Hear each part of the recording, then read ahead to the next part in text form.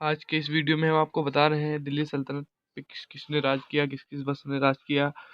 तो इस वीडियो को अंत तक देखिए, जिससे कि आपके एनटीपीसी की परीक्षा और अन्य कई परीक्षाओं के लिए महत्वपूर्ण प्रश्न है। तो वीडियो को अंत तक जरूर देखें। तो टॉपिक है मौलिक वंश या गुलाम वंश। आप मौलिक वंश कहिए या गुलाम वंश, दोनों एक ही हैं। तो मौलिक वंश या गुलाम वंश। तो गुलाम वंश का पहला पॉइंट है, गुलाम वंश के सभी सुल्तानों में केवल 3 ही दास थे। ये तीनों दास भारत के शासक थे। तो पहले थे कुतुबुद्दीन ऐबक, जो कि मोहम्मद गौरी के मृत्यु के पश्चात जो है ये मोहम्मद गौरी के जो है गुलाम थे, और मोहम्मद गौरी के मृत्यु के पश्चात इन्हें भारत का राजपाट सौंप दिया गया। भारतीय कारोबार यही देखने लगे। और दूसरे थे इल्तुतमिश और तीसरे बलबन। आप लोगों ने नाम जरूर सुना होगा इनका। तो हमारा दूसरा पॉइंट है, पॉइंट नंबर 2, कुतुबुद्दीन ऐबक दिल्ली का प्रथम तुर्क शासक था और उसी को भारत में तुर्की राज्य का संस्थापक माना जाता है। कुतुबुद्दीन ऐबक को ही भारत का तुर्की शासक माना जाता है। अगला हमारा तीसरा पॉइंट है, कुतुबुद्दीन ऐबक ने कुतुब मीनार का निर्माण कार्य प्रारंभ करवाया व उसकी एक मंजिल पूरी करवाई। कुतुब मीनार का शेष भाग इल्तुतमिश ने पूरा करवाया। कुतुब मीनार का निर्माण कार्य जो है कुतुबुद्दीन ऐबक ने शुरू करवाया, पर उन्होंने एक मंजिल बनवाने के बाद उसका निर्माण कार्य रोक दिया था। उसके बाद इल्तुतमिश ने कुतुब मीनार का निर्माण कार्य पूरा करवाया।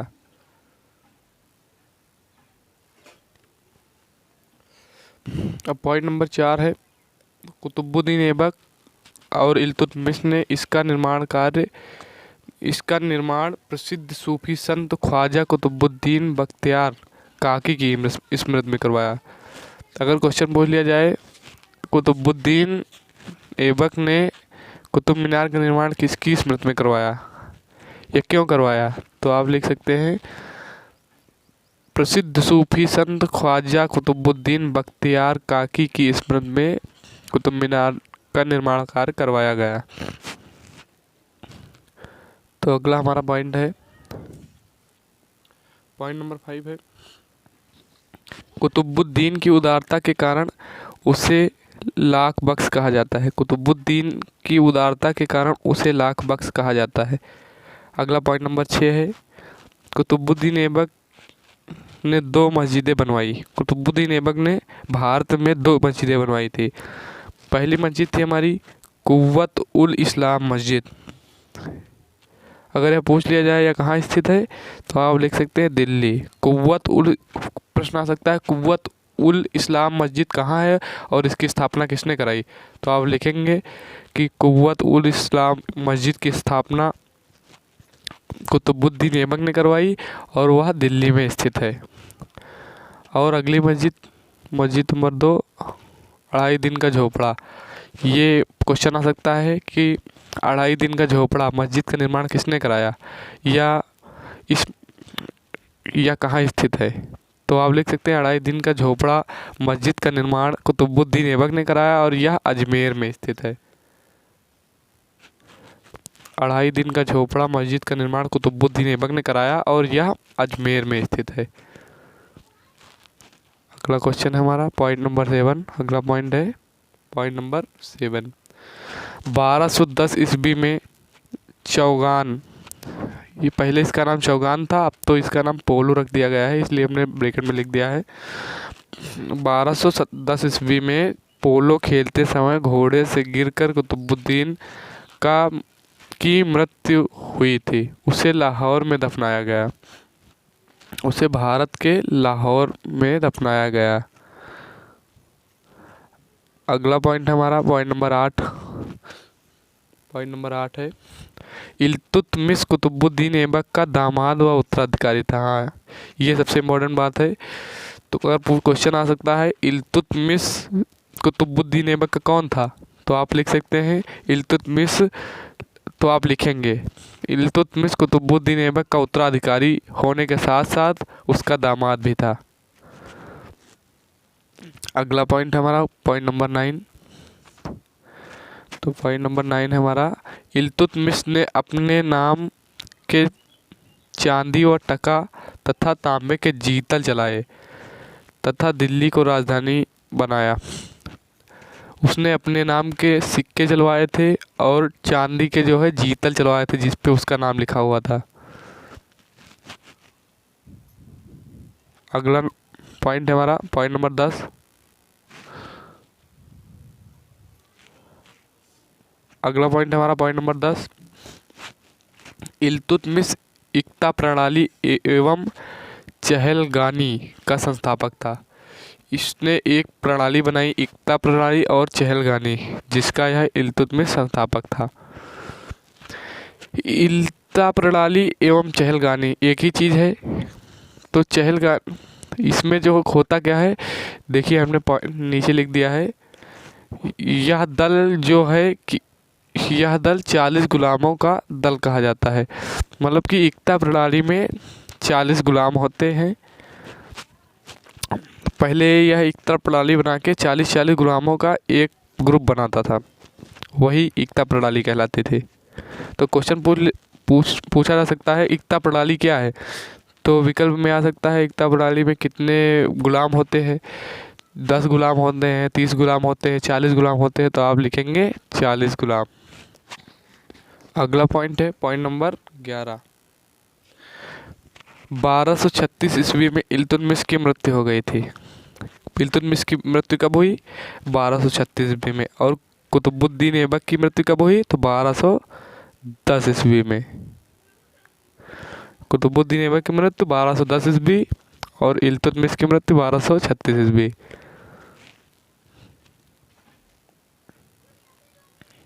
अगला पॉइंट हमारा पॉइंट नंबर 12। इल्तुतमिश के बाद रजिया जो है एक लड़की का नाम है, रजिया बेगम। इल्तुतमिश के बाद रजिया मध्यकाल की प्रथम मुस्लिम शासिका थी जो कि इस्लामी परंपराओं को नहीं मानती थी और उसने इस्लामी परंपराओं के विरुद्ध शासन चलाया। इल्तुतमिश के बाद जो है रजिया शासिका बनी दिल्ली सल्तनत की और वह इस्लामी परंपराओं को नहीं मानती थी और उसने इस्लामी परंपराओं के विरुद्ध शासन चलाया। फिर अगला पॉइंट हमारा, हमने 3 किताबों के संग्रह लेकर हमने पूरा जो मध्यकालीन भारत का इतिहास है उसको आपको बताने का प्रयास किया है। तो अगर अच्छा लगे तो हमारे चैनल को लाइक, शेयर और सब्सक्राइब जरूर कर। तो अगला पॉइंट हमारा पॉइंट नंबर 13। रजिया के सिंहासनारोहण की सबसे प्रमुख विशेषता यह थी कि दिल्ली की जनता पहली बार उत्तराधिकार के प्रश्न पर स्वयं निर्णय लिया था। दिल्ली की जनता ने रजिया को स्वयं अपना मत देकर रजिया को सिंहासन पर बिठाया था। तो अगला पॉइंट हमारा पॉइंट नंबर 14। पॉइंट नंबर 14 में क्या है, रजिया जो थी ये सुल्तान की पत्नी थी। रजिया जो है सुल्तान की पत्नी थी। सुल्तान भी दिल्ली सल्तनत का शासक रह चुका था पहले, उसके बाद ही रजिया आई।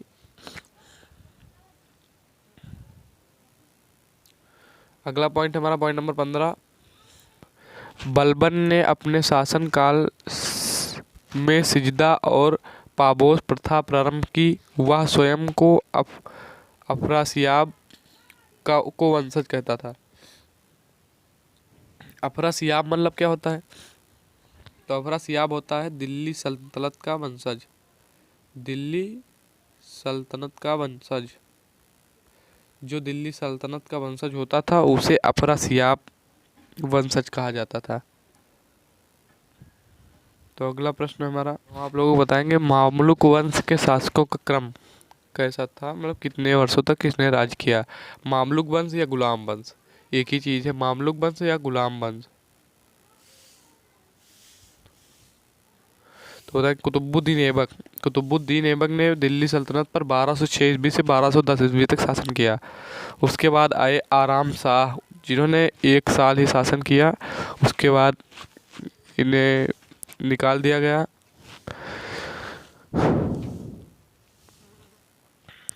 उसके बाद आए शमसुद्दीन इल्तुतमिश। शमसुद्दीन इल्तुतमिश ने 1211 ईस्वी से 1236 ईस्वी तक शासन किया। शमसुद्दीन इल्तुतमिश जो थे, इन्होंने आराम शाह से युद्ध किया और यह विजयी रहे, इसलिए इल्तुतमिश को दिल्ली सल्तनत का राज्य सौंप दिया गया। या आप कह सकते हैं जबरदस्ती इन्होंने राज्य को छीन लिया। अगले थे जो शमसुद्दीन इल्तुतमिश के बाद आए रनकुद्दीन फिरोज शाह। रनकुद्दीन फिरोज शाह, जिन्होंने 1 भी साल शासन करने को नहीं पाया।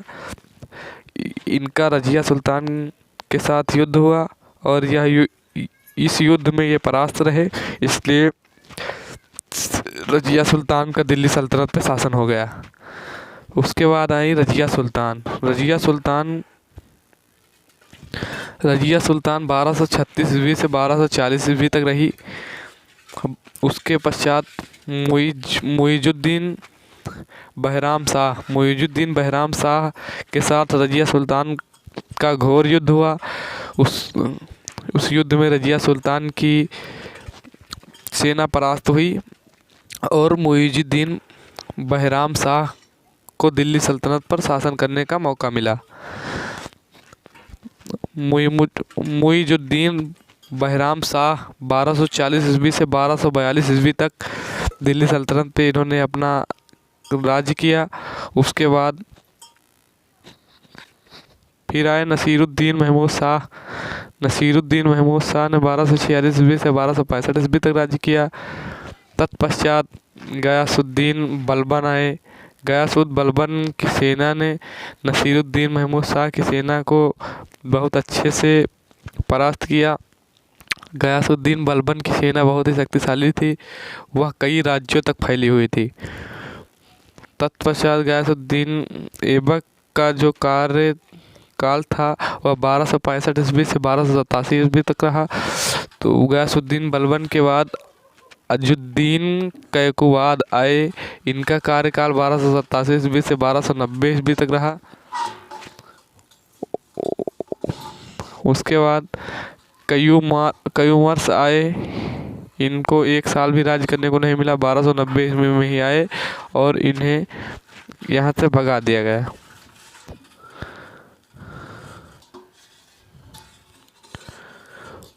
अब हम बात करते हैं खिलजी वंश। गुलाम वंश के बाद यहाँ पे खिलजी वंश आया। खिलजी वंश ने 1290 ईस्वी से 1320 ईस्वी तक अपना शासन काल चलाया। तो इसका पहला पॉइंट है, खिलजी शासन का संस्थापक जलालुद्दीन फिरोज खिलजी था। तो जलालुद्दीन फिरोज खिलजी के बारे में आप जानते होंगे। अब हम बताते हैं आपको। पॉइंट नंबर 2 है हमारा, अलाउद्दीन खिलजी का जन्म 1267 ईस्वी में हुआ था। अलाउद्दीन खिलजी कौन था? अलाउद्दीन खिलजी जलालुद्दीन फिरोज खिलजी का भाई था। क्वेश्चन आ सकता है अलाउद्दीन खिलजी कौन था या जलालुद्दीन फिरोज खिलजी कौन था? तो अलाउद्दीन खिलजी और जलालुद्दीन खिलजी दोनों भाई थे। इनके पिताजी का नाम क्या था? तो इनके पिताजी का नाम शिहाबुद्दीन खिलजी था। इनके पिताजी का क्या नाम था? शिहाबुद्दीन खिलजी था। जो बचपन में अलाउद्दीन को किस नाम से पुकारते थे अभी बताते हैं। अलाउद्दीन खिलजी को अली गुरसाब के नाम से पुकारते थे। इनके पिताजी बचपन में अलाउद्दीन खिलजी को अली गुरसाब के नाम से पुकारते थे, इसीलिए लोग इन्हें अली गुरसाब के नाम से भी जानते थे। किसे अली गुरसाब के नाम से जानते थे? तो अलाउद्दीन खिलजी को, जो कि फिरोज शाह जलालुद्दीन फिरोज खिलजी के भाई थे। उन्हें लोग अली गुरसाब के नाम से भी जानते थे। अगला पॉइंट हमारा पॉइंट नंबर 3, अलाउद्दीन खिलजी दक्षिण भारत पर विजय पाने वाला प्रथम मुस्लिम शासक था। अलाउद्दीन खिलजी दक्षिण भारत पर विजय पाने वाला प्रथम मुस्लिम शासक था। अगला पॉइंट हमारा पॉइंट नंबर 4, अलाउद्दीन के शासनकाल की सबसे प्रमुख विशेषता उसकी बाजार व्यवस्था थी। अलाउद्दीन के शासनकाल की सबसे प्रमुख विशेषता उसकी बाजार व्यवस्था थी। अब हम उसकी बाजार कौन कौन सी बाजारें थी अभी उनका वर्णन करेंगे। तो अलाउद्दीन की जो बाजार व्यवस्था थी, उस बाजार नियंत्रण नीति में कुल 4 बाजारें थी। 4 बाजारों की उसने स्थापना कराई थी। पहला था गल्ला मंडी। गल्ला मंडी में राशन दिया जाता था, जो राशन अभी आप लोगों को मिलता है, जानते होंगे, सरकार की तरफ से। दूसरी बाजार थी उसकी सराय ए अदालत। सराय ए अदल, इसका नाम सराय ए अदल कर दिया गया है, लेकिन इसका मेन है सराय ए अदालत। सराय ए अदल इसे शॉर्ट में कहा गया है। अगला था वोडोदासो एवं मवेशियों का बाजार एवं सामान्य बाजार, इसमें गल्ला ए मंडी सबसे सफल रही।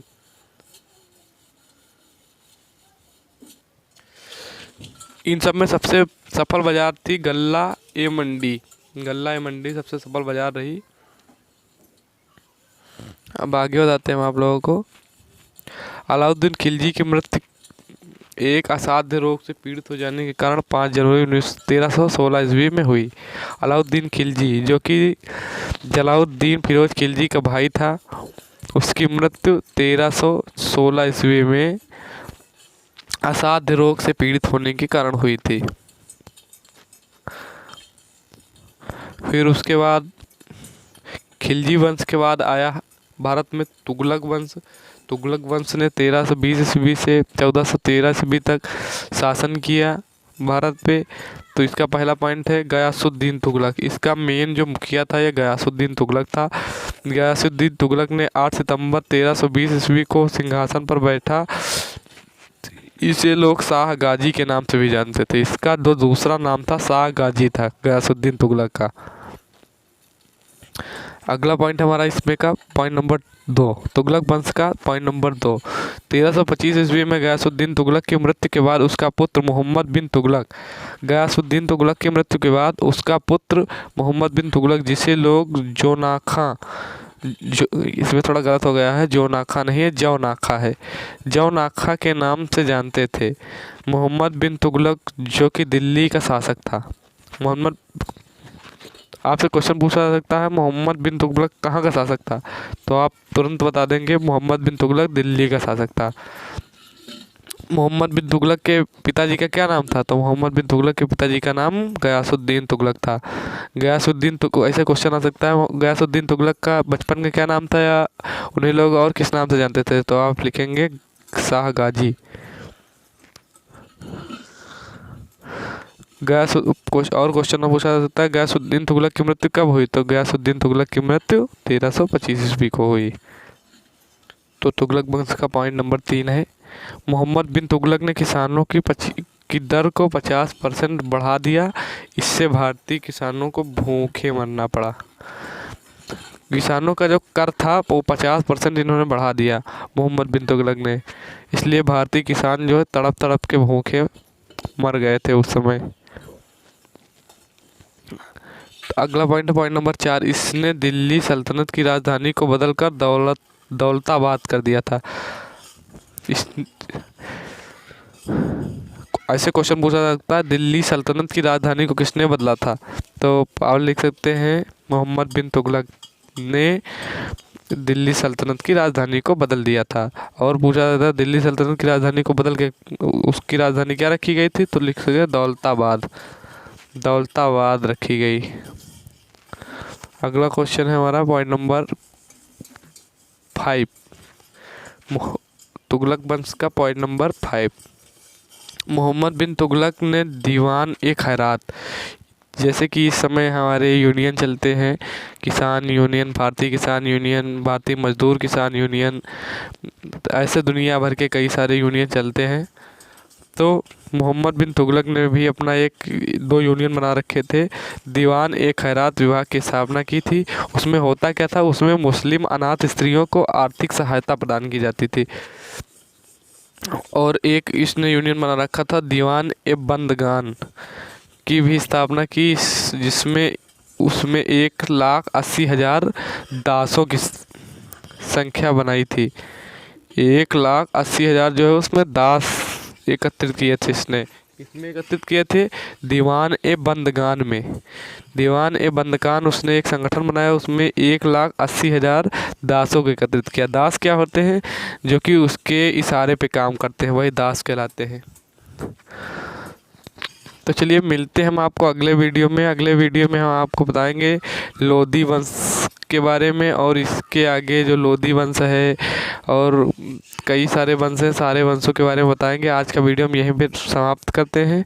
तो अगर वीडियो आपको अच्छा लगा हो तो हमारे चैनल को सब्सक्राइब ज़रूर करिए, साथ ही साथ बेल आइकन को भी प्रेस करिए, जिससे कि हमारी सारी नोटिफिकेशन आपके पास पहुँचती रहे। और अगर वीडियो आपको अच्छा लगा हो तो वीडियो को लाइक ज़रूर करिए। धन्यवाद। जय हिंद, वंदे मातरम।